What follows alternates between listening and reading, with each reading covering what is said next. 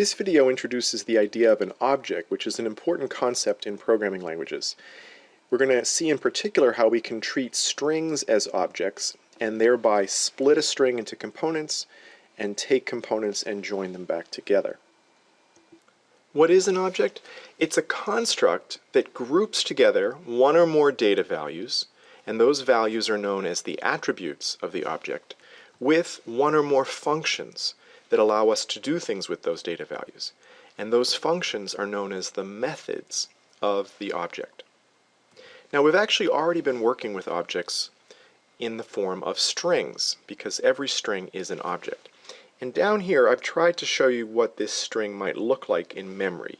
Now, this is just a simplified model, and it may not be 100% accurate, but the idea is that for a particular string, like the string hello, we're going to have some attributes, and in this case it's things like the characters that make up the string, the length of the string, etc. Now, I'm not sure that these are the actual attributes in a string object. I've never looked to see how string objects are implemented. But the idea is there are going to be some attributes in there. You can think of them like variables that belong to the string. And then also inside that string object are functions called methods that we can use to operate on the string. And what makes a function a method is that it is inside an object. It belongs to an object. And different strings will each get their own object. So here's another string object, this time for the string by. You can see we have its characters, we have its length, and we have, again, these functions that belong to the string. Now, we haven't used these functions yet, these methods. So let's look at how to do that next. So because the methods are inside the object, we're going to have to tell Python where to find them, and we're going to do that using dot notation. So for example, let's say we have a string Perry, and we assign it to the variable name. So here's what that string object might look like in memory. One of the methods available inside every string object is a method called upper, and here's what it looks like when we call it. So we have to start by having the variable for the object, in this case the variable name. Then we have the dot, which is just a period, and then we have the method name, followed by whatever parameters are needed. In this case, there's no parameters that we need to pass in, but we still need the parentheses, just like when we make a function call to a function with no parameters. So it's similar to calling a function, but we have to prepend the object's variable, and we do that using dot notation. And because a method is inside the object, it's able to access all of the attributes of the object. And that's why we don't have to pass anything in here. Everything we need is inside the string object. So let's see what happens when we call this method. You can see I've entered the assignment statement for the variable name, and then here's the line where I'm actually calling the upper method, and we're taking the return value of that method call and assigning it to the variable all caps. So I go ahead and do that, and then you'll see that all caps is a new string in which all of the lowercase letters in the string have been replaced by uppercase letters. So that's what upper does.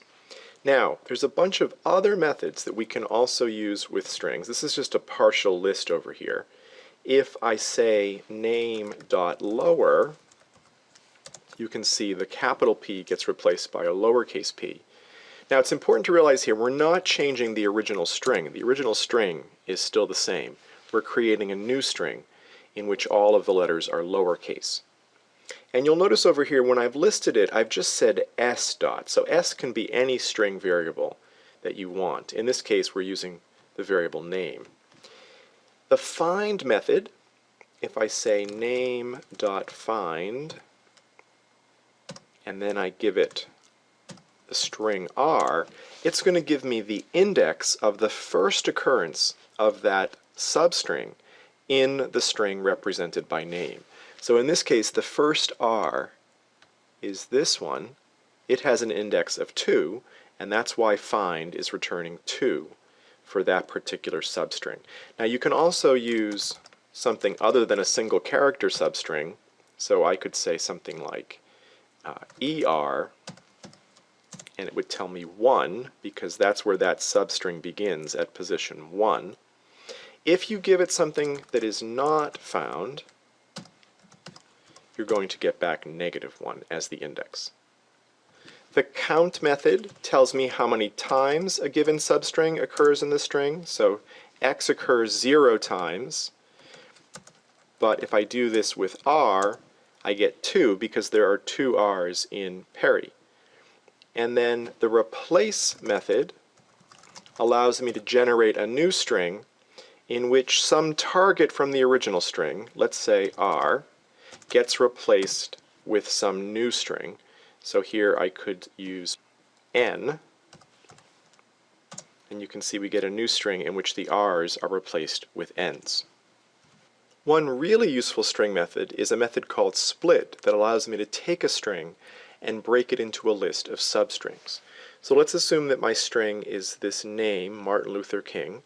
If I then say name.split with no inputs, no parameters, what I'm going to get back is this list of substrings. And you can see the first element is the first name, second element is the second name, third element is the third name.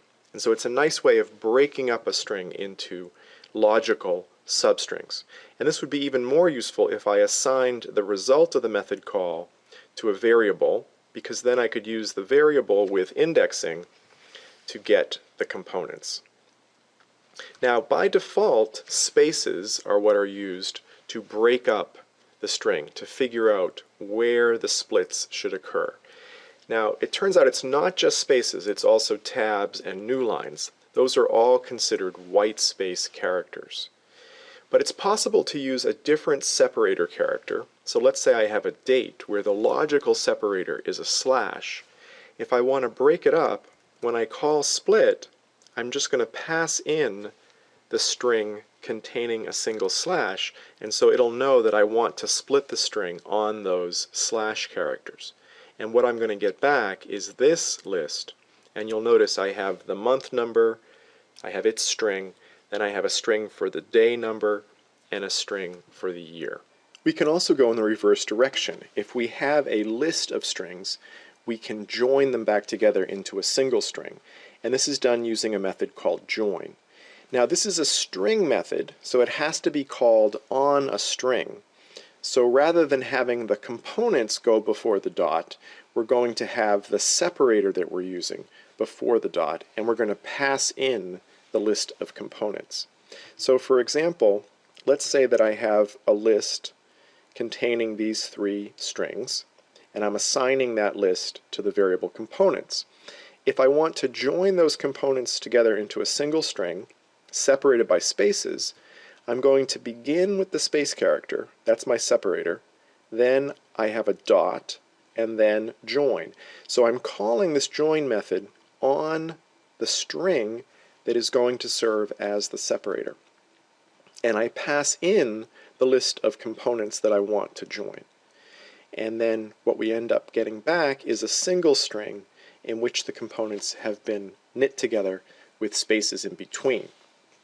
And you could assign that to a variable if you wanted to then use it as part of a larger program. Here's another example. This time I'm calling the join method on a slash character because that's what I want to use as my separator, and I'm passing in a list containing strings that belong to a date, and so I'm going to get back a single string that represents that date. And you can see the components have been joined together with slashes in between.